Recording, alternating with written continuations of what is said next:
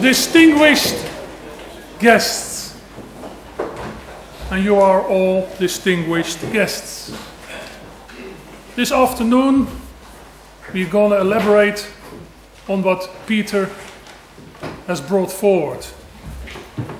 Our perceptions of East Asia and China in particular are at least not very accurate.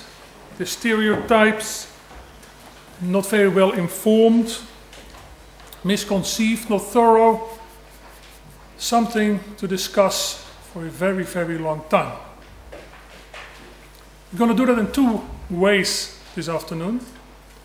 Peter is going to elaborate on what his and his colleagues' Modern East Asia Research Center is going to do. And he's going to present his plans to Laurens Jans Brinkhorst, who will briefly react to this. And then Rem Koolhaas will elaborate on our and his images of building, design, doing business in Korea, Japan and China. And this of course also promises to be something very interesting. I think most of us have only one image of Rem Koolhaas in China, the CCTV tower in Beijing. But that's probably also a sort of very rude stereotype, and there's a whole story behind it. I think we're very eager to learn from him what his experiences are. Then we have a very short time for discussion. And I promise you one thing, we will leave this room at 3:30 exactly. Whatever the discussion has shown at that time. But I'd like to ask Henry Lenfring, who's the mayor of Leiden, to open this session. The floor is yours.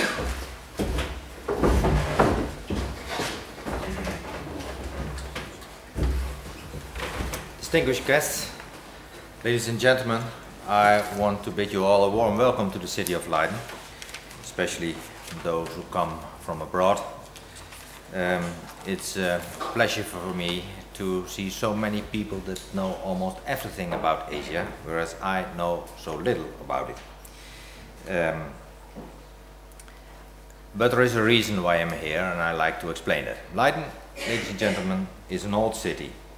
It once was very famous because of the production of cloth. It's nowadays only known for those who know something about the history of the city, but once it was really famous for that. And since 1575 it was famous for its university as well. Leiden stayed an industrial town until the middle of the 20th century. But since then all the old industry has vanished completely. But the university stayed and grew, fortunately for the city. It gave us new jobs, new prosperity, and that because of the growth of university itself, but also because of the establishment of new businesses, especially in the field of life sciences. Since the end of the 20th century, the city government had to think about the policies that should be followed in the changing world. And of course, this had to start with a description of the character of the city. And we discussed that with a lot of people in the city. And as you know, Leiden itself, and you can feel it when you walk around this building, Leiden is an old town. The city center is still almost the same as it was in the 17th and 18th century. And because of that, heritage, monuments play an important role, as do the many important museums in the city.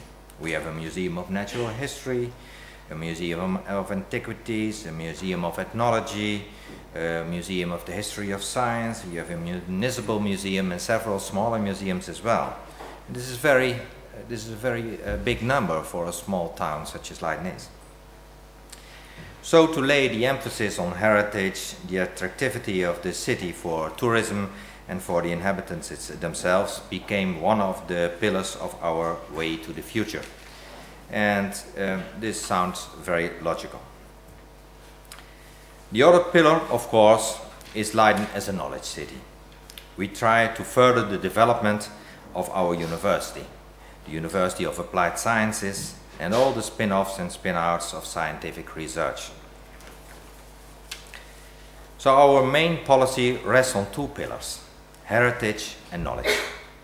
And this is also why we call ourselves Leiden Key to Discoveries, which phrase refers to the many discoveries that have been made at Leiden University, as well as the many beautiful things that can be discovered in the old city and the many museums. And the keys, of course, refers to the two crossed keys, which is the coat of arms of the city. As I explained, we are doing quite well in the field of bioscience. The Leiden Bioscience Park is already one of the biggest in Europe. But it would be perfect for the city to broaden this field, to create new jobs in other fields of research as well. And why couldn't that be the case with the knowledge about Asia, East Asia especially? It's one of the priorities of Leiden University, and we have a strong tradition in it. Both at Leiden University itself as at other institutes in the city, we have very interesting and important collections. And there's a lot of knowledge established at university itself, as in other institutes like the KITLV, which knows a lot about Indonesia. We have a Seabolt House, which is a showcase of the Japanese collections in the city. And I think this could be the base of further development. Could this be the base for something like an Asian Business Knowledge Park or an institute like that? What is necessary to establish such a thing, and what to make it successful? I would certainly like to further a thing like that, but for now I am here to learn. I want to listen to the lectures that will follow, and I wish you all a pleasant and a very instructive afternoon. Thank you very much.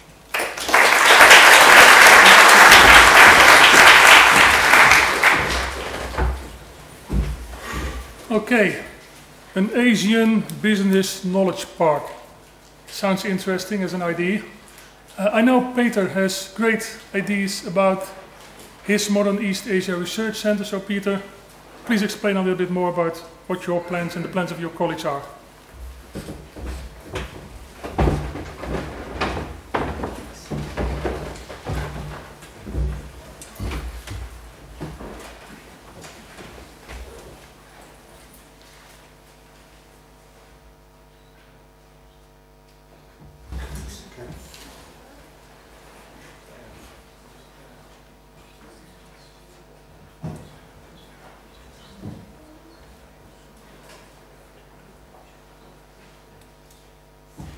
Okay, well, again, thank you all for coming here and welcome here.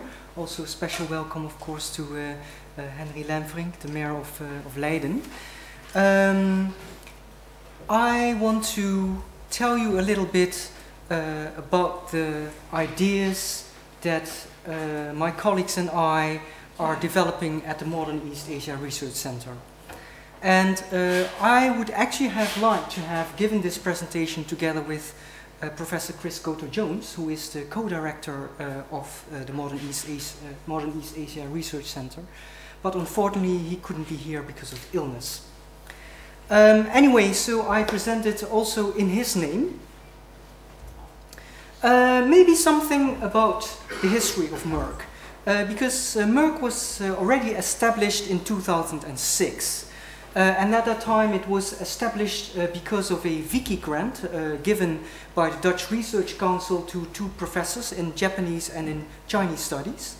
and the then College van Bestuur, or the board of the university, they matched the grant. So it was a total sum of 2 million euros that was then given to the Modern East Asia Research Center to pool the research on China, Japan and Korea.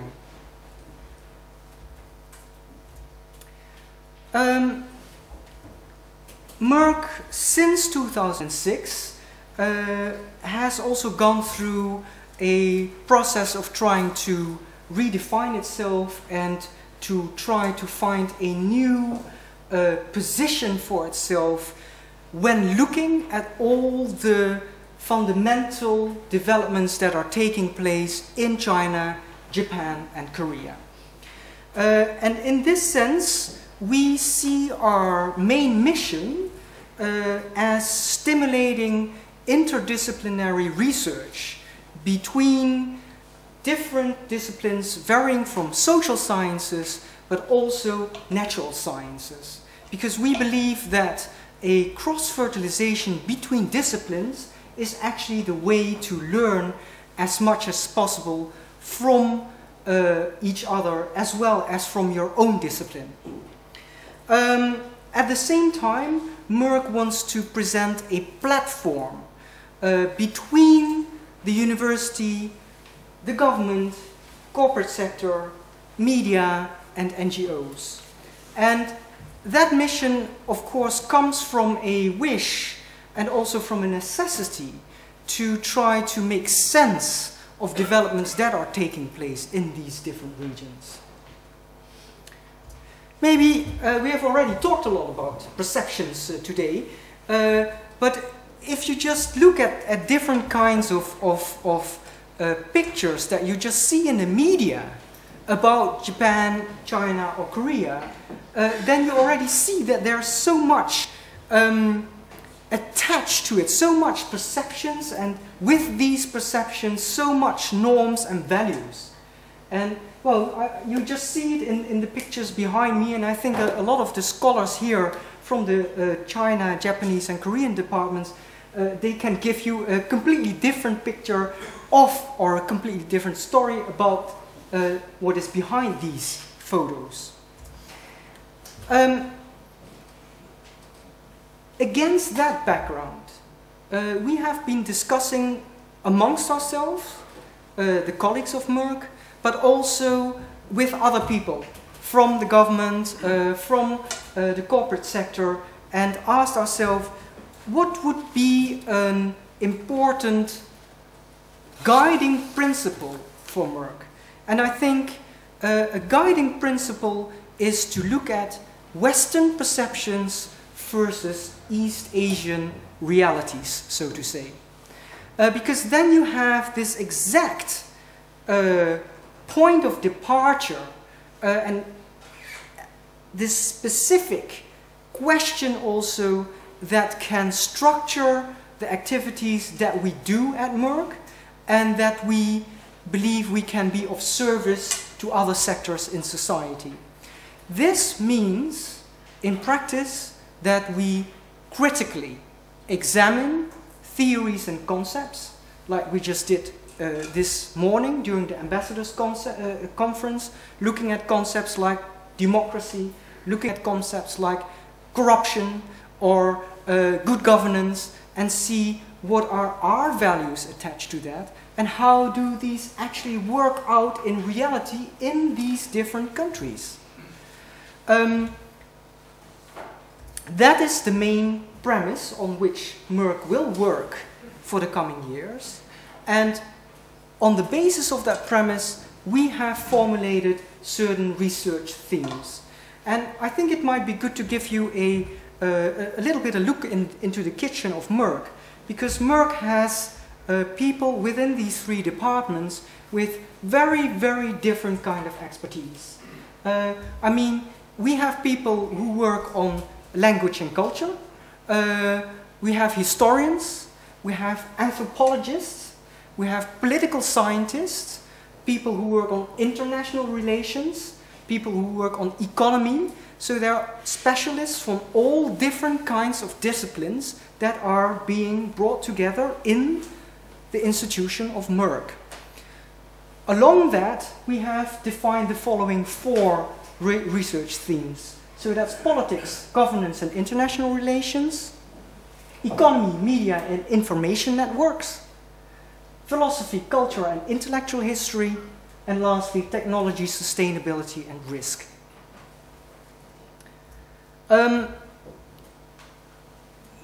Attached to the themes are certain activities. And ever since the establishment of MEARC since 2006, we have had very successful lecture and seminar series. At the same time, we had a program of visiting scholars or writing up grantees, so people who come to the Netherlands from abroad who want to spend some time in writing a book or writing an article, and MEARC has given support to that. Lastly, we also have a book series with a renowned academic publisher named Routledge. These are the activities that we've done in the past and that we will continue in the future. We also hope that in these activities you might have certain ideas or certain suggestions of themes or issues that you think we might look at or that you think are important from your kind of profession or from your point of view. Because I think that it is when you try to establish a platform between academia, politics and the corporate sector, I think that is a process. And it's a long-term process in which all these different sides have to learn each other's language.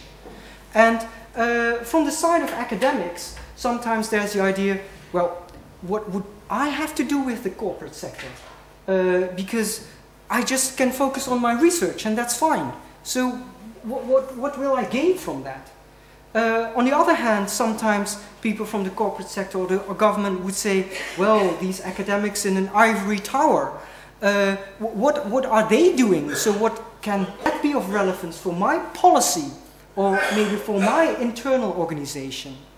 So I think there is a process necessary to talk and to have a dialogue. And in that dialogue to point out what are problems that you encounter, what are issues that you are encounter in your work, and simply to talk about that in this tripartite kind of setting, academia, government, corporate sector, but also media and NGOs. What we want to do for the future is to work towards professional training courses, and these could be also tailor-made training courses. So if within your organization you encounter certain issues and you think, okay, that's something that we want to take up for a longer period in our organization, namely to train our employees or to train a certain cadre in this aspect, that might be something in which we could be of service. A second is that we want to be a platform from which projects and consultancies can be launched. And lastly, we are also busy in setting up a MEARC virtual news center, and that basically means that anyone from the media could find us on the website, a mobile number, call and say, okay, I have a problem on Japan, or I have a problem on North Korea, who is the expert to talk to? And then we can sort of channel your call to one of the experts that we have in our database. MEARC is also affiliated to certain networks. We have the Asiascape network, which is related specifically also to issues of science fiction technology in East Asia, which is actually the project run by my fellow director Chris Goto-Jones. Then we already talked about this morning, that's the ACO, the Dutch Academic China meeting. Its secretariat is also hosted at MEARC. The China GX, China Global Expansion Research Consortium, looking at issues of land grabbing, but also mining or environmental problems that are related to China's expansion in the rest of the world. And also there is the European Conference on Agriculture and Rural Development in China, which secretariat is also hosted by MEARC. MEARC is also looking at institutional cooperation. We have recently, in April last year, together with the trip of Paul van der Heijden, the rector magnificus of this university, we opened a MEARC representative office in Beijing, which gives us a foothold from which we can work more efficiently in China. Of course, Professor Chris Cotto-Jones is also the Dean of the Leiden University College in The Hague. And he has specific ambitions and plans to develop more relations with the government, in particular through the LUC. Then there's also a project with the Osaka School of International Policy, for which Dr. Lindsay Black already gave a presentation in the morning. There is a development of cooperation with the Asiatic Research Institute, with the Korea University, for which Koen de Keuster, who is sitting in the benches there, is the contact person. There is a development cooperation with the Asia Research Institute of the National University of Singapore, for which Professor Chris Cotto-Jones is contact person.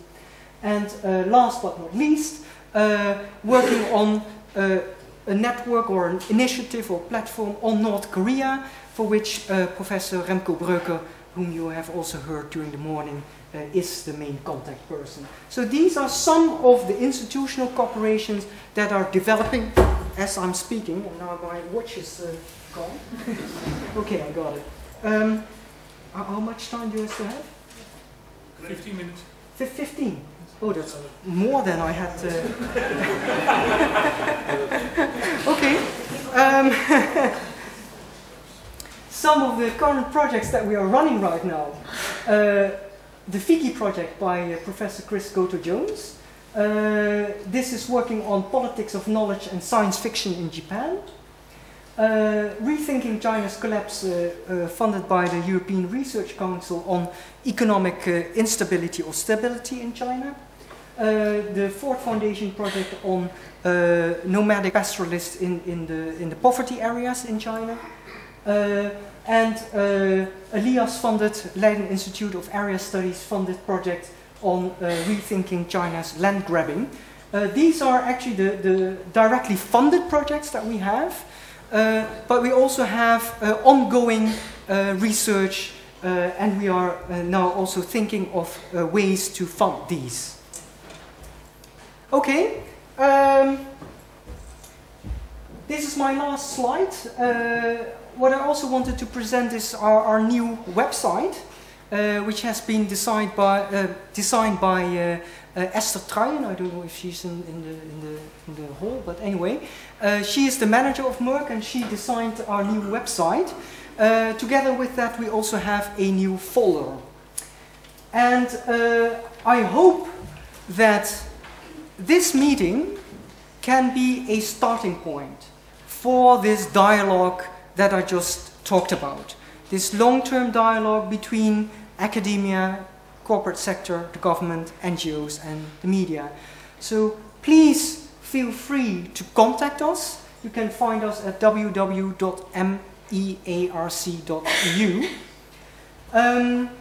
I have now come to the point where I would like to officially present our new strategy document, which you will also be given at the end of this day, to our MEARC patron, former Minister Laurens Jan Brinkhorst.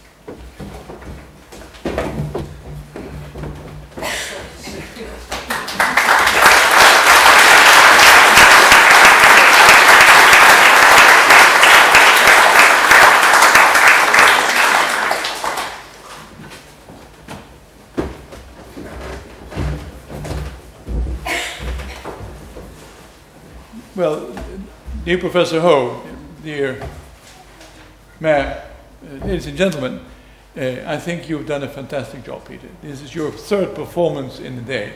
And I think those who have had the privilege of holding an inaugural address know that it saps an enormous amount of energy.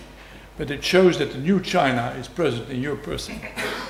We first had a very dynamic interactive conference with the ambassadors, part of the ambassadorial conference of this week. We then had a very brilliant performance. I always envy those of a new generation, all these wonderful slides. I was just sitting next to Professor Bremer, who is more my age, and we said, well, we are trying to do these things, but we very much need help, and I know to whom we should turn. We have a brilliant presentation. And we now have again the presentation of MEARC, and you asked me to say a few things about that. First of all, it's very important always that one stands in a longer tradition.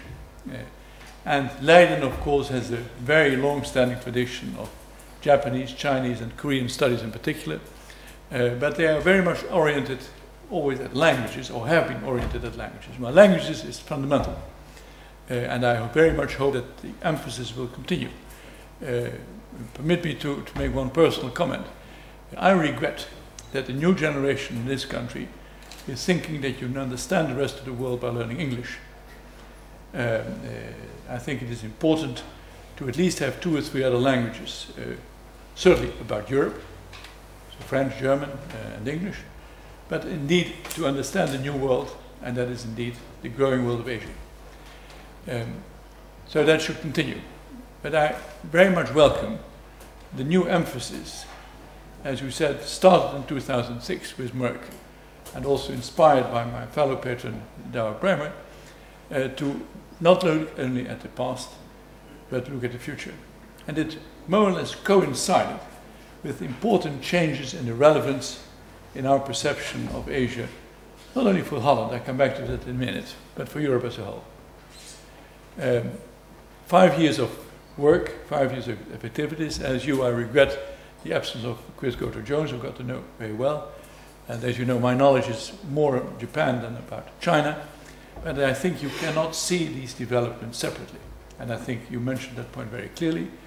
There is a tendency in this country to be very opportunistic about Asia. Sometimes we concentrated on Japan. Japan is #1, was the age at the time. But with similar images, either as a threat or as something which was going to undermine us and become part of a picture of irrelevance. And the same is now happening with China. So first of all, I think it's very welcome that you take a unified approach, and that you take an approach which is holistic. And I think that is important. Standing on the firm basis of languages, you want to expand to economy, technology, culture, philosophy. It's an ambitious program, and you're very much aware of that. But it is needed also to refocus the mind of the Dutch. That some of our past was not looking at ourselves only, the inward lookingness, which is very regrettable. But Leiden was a city of tolerance. It is the Praesidium Libertatis, and it needs looking at the world anew. So you represent in a certain way with MEARC the new world. And I have no objection and no comment really basically on the program. It's ambitious. I hope if you only fulfill 3 or 4 things of the 10 you enumerated in the next 5 years, I will be very happy. But I just permit to have one added dimension. And that dimension is that not only is the world changing in more emphasis on East Asia, and we do see indeed a new geopolitical reality, where we came from the West and we look to the East. Maybe at the end of the day, Europe will become the Far West, if you take a Chinese perspective, because all our land maps look at Europe and America in the center, and far away the Far East. But also, and let's not forget that, Europe is changing. In this country, curiously enough, we have for a long time forgotten that concept. Even stronger, we have never thought in Europe of political terms, because we are, as we say, a country of merchants and of priests. The priests we know about. At the present time it looks that we are only becoming a country of merchants. But sometime these things will change. Because the growing political reality in Europe has come with us with a vengeance. For many years, the European dimension was a yawn. Oh, don't talk about Europe. We talk about Holland. But since the Euro crisis, or rather the crisis of individual countries, because the Euro is doing fine, we suddenly realize that the Dutch reality cannot be looked outside of the European reality. And so my only plea to you would be to not only engage in a dialogue with the corporate sector, with academia elsewhere, with the NGOs, but engage in a dialogue within Leiden. Because here also there are cloisonnements, there are barriers. There is a place called the Europe Institute in Leiden, the law faculty, but is also starting in an interdisciplinary way. And I would welcome, and I repeat the words of the mayor, if you're moving in the direction of an Asian business center, life sciences is not a Dutch subject. It is a European subject, it is a worldwide subject. Technology and research and the European research program is not a Dutch research, it is a wider research. And the knowledge you have and will develop on East Asia should be married to the knowledge which we are gathering gradually about Europe. Because we do not only have to reinvent Asia and rediscover Asia, we have to rediscover also Europe. And I know from your own background that you're sympathetic to that concept. So I hope that in the mission statement you will simply add, broaden also the context with regional structures in Leiden, so that together, on a European base and the East Asian base, the future will be bright. That's all I have to say. Thank you.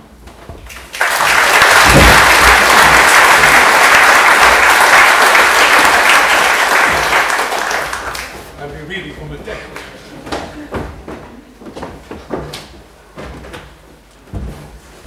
This is a bit awkward placement. And now, Rem Koolhaas. I mean, somebody who basically does not need any introduction here. Very famous, well-known Dutch architect, affiliated to Harvard. And I think above all somebody who's been designing and building and doing business in East Asia for decades now. And we are all very, very curious to learn more about his views. Floor is yours.